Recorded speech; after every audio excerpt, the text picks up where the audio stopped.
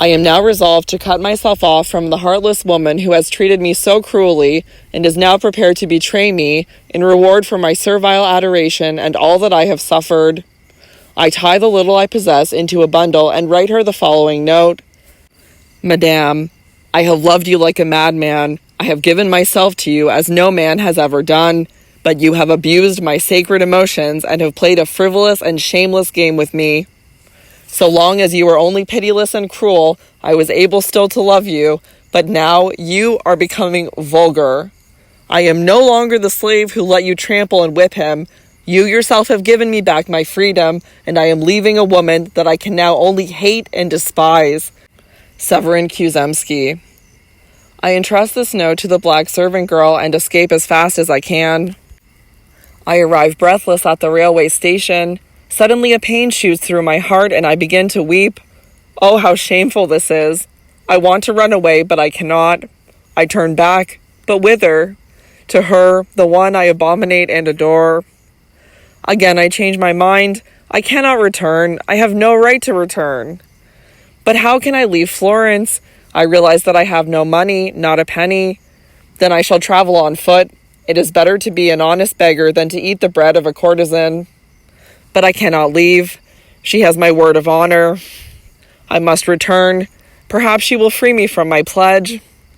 I take a few steps, then stop once more. She has my word, yes, and I have sworn to be her slave for as long as she wishes, until she sets me free. However, I do have the right to kill myself. I walk through the Cascine and down to the Arno, where the yellow waves lap monotonously around the trunks of a few lonely willows. I sit down and draw up an account of my existence. I review the whole of my life and find it a sorry affair. A few joys, an infinite amount of boredom and futility, and in the middle, a well of grief, anguish, disappointment, and vain hopes. I think of my mother, whom I loved so dearly, and whom I saw die of a dreadful illness, of my brother who perished in the flower of his youth, without ever tasting the pleasures of life. I think of my dead nurse, of my childhood playmates, of the friends who studied with me, of all those who are lying under the cold earth. I think of the turtle dove who used to come cooing and bowing to me instead of going to his mate. All is dust and returns to dust. I burst out laughing and slide into the river, but at the same time I save myself by clutching a willow branch overhanging the muddy waters. As in a vision, the woman who has made me so wretched appears before me. She hovers above the water, the sun shines through her transparent form, and her head is surrounded by red flames. She turns toward me and smiles. Here I am back again, soaked to the skin and burning with shame and fever. The servant girl has delivered my letter. I am condemned, lost, delivered into the hands of a heartless woman whom I have now insulted. She may even kill me. Well, let her do so. For although I do not want to live any longer, I am unable to take my own life.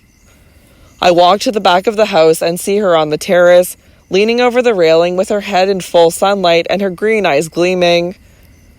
Are you still alive? She asks, without moving. I remain silent and hang my head. Give me back my dagger, she says. It is of no use to you, since you have not even the courage to kill yourself. I have lost it, I reply, shivering with cold. She eyes me scornfully. Did you lose it in the Arno? She shrugged. Ah, well, why didn't you leave? I murmur something which neither she nor I can understand. Oh, you have no money, she exclaims. Here. And she tosses me her purse with a contemptuous gesture. I leave it on the ground. For a long time we are both silent. So you do not want to go? I cannot. Wanda goes to the Cascine and to the theater without me. When she entertains, the negresses wait on her. No one inquires about me. I roam anxiously in the garden like an animal that has lost its master.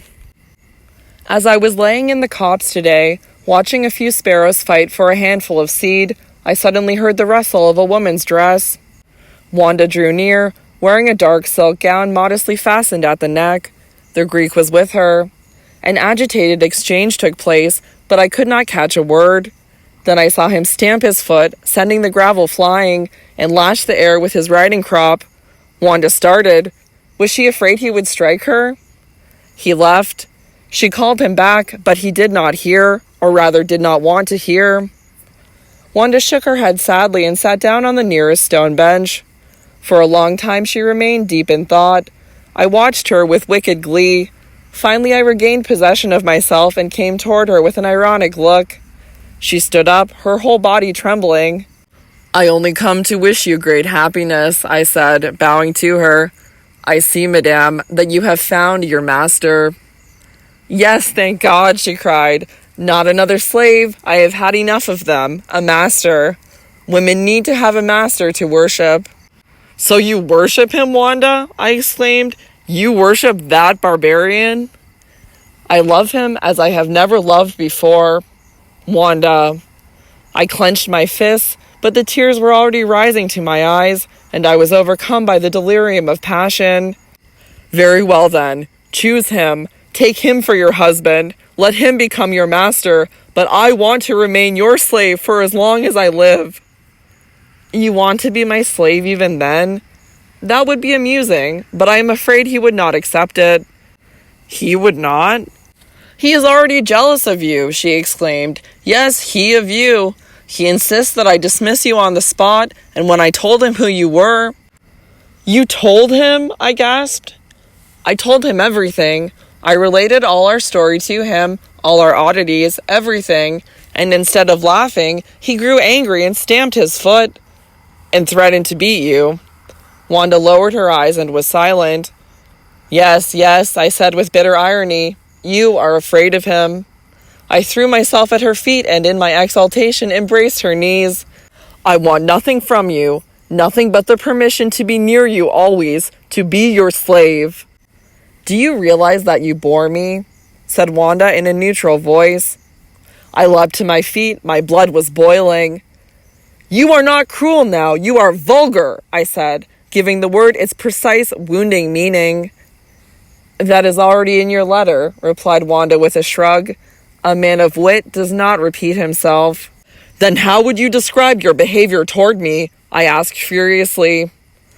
"I could make you see sense," she replied mockingly, "but I prefer this time to answer you by argument rather than with the whip. You have no right to blame me. I have always been honest with you. Have I not warned you more than once? Have I not loved you with all my heart, passionately, and have I in any way hidden from you the danger of lowering yourself before me? Have I not told you that I want to be dominated? But you wish to be my plaything, my slave. Your greatest delight was to be kicked and whipped by a proud and cruel woman. What do you want now?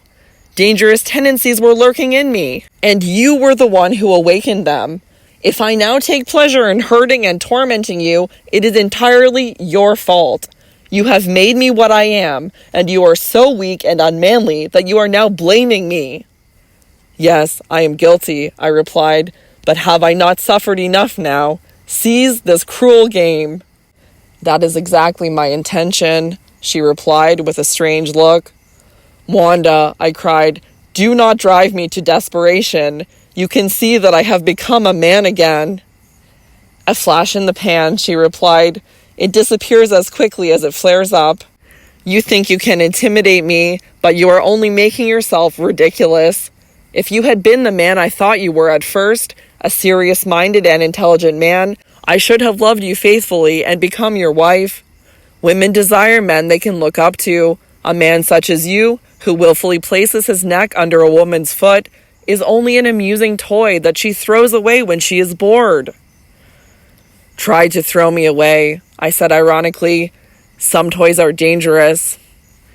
"Do not provoke me," cried Wanda. Her eyes began to sparkle, her cheeks to flame. "If I cannot possess you," I said in a voice strangled with anger, "then no other man shall." "What play is that from?" she mocked. Then she seized me by the coat. "Do not provoke me," she repeated. "I am not a cruel woman, but who knows how far I might go, or whether there is any limit to what I might do to you." "What can you do to me that would be worse for me than to take him for your lover?" I said, hardly able to contain myself. "I could make you his slave," she replied. "Are you not in my power? Do I not have the contract? But naturally, it would merely be a pleasure for you if I were to have you bound and were to tell him, 'Now do with him as you please.' Woman, are you mad? I am perfectly rational. I am warning you for the last time. Do not offer me any resistance. I have gone so far now that it is easy for me to go still further. I now feel something akin to hatred for you. To see you whipped by him would be a veritable pleasure, but I am still restraining myself at present." At my wit's end, I seized her by the wrist and forced her to kneel before me. "Severin!" she cried, her features twisted in fear and rage. "I shall kill you if you become his wife." The voice that came out of my throat was toneless and hoarse. "You are mine, and I shall not let you go. I love you too much." I clutched her tightly and unthinkingly grasped the dagger that was still in my belt. Wanda looked up at me with her gentle, unfathomable eyes. "This is the way I like you," she said calmly. "Right now you are a man, and I know that I still love you." Wanda! Tears of delight sprang to my eyes. I leaned down and covered her adorable face with kisses. But she suddenly broke into gay laughter and cried, "Have you had enough of your ideal now? Are you pleased with me?" "What? Were you not serious?" "I am serious," she replied in a playful tone, "when I say that I love you, and you alone. But you sweet madman, you simpleton, did you not even notice that it was all a game, a joke? Did you not see how hard it was for me to whip you, when all I wanted to do was to take your face in my hands and cover it with kisses? But that is enough now. I have played my cruel role better than you expected. Now I am sure that you will be content with a nice little wife, clever and not too ugly. We shall live very sensibly and—" "You will be my wife!" I could not help exclaiming, overjoyed. "Yes, your wife, my dear darling husband," whispered Wanda, kissing my hand. I threw my arms around her. "Now you are no longer my slave, Gregor. You are my dear Severin again, my husband." "And what about him? Do you not love him?" "How could you think I could ever love that barbarian? You were blind. I was so afraid for you." "I nearly took my life because of you." "Truly," she exclaimed. I shudder to think that you were already in the Arno." "But it was you who saved me," I said tenderly. "You were hovering above the waters, smiling, and your smile called me back to life." A new calmness has come over me now that I hold her in my arms. She rests peacefully against my breast. She lets me kiss her and smiles. It is as though I were emerging from a fever beset by fantastic visions, as though I were a shipwrecked sailor safely washed up ashore after a long and perilous battle against the waves.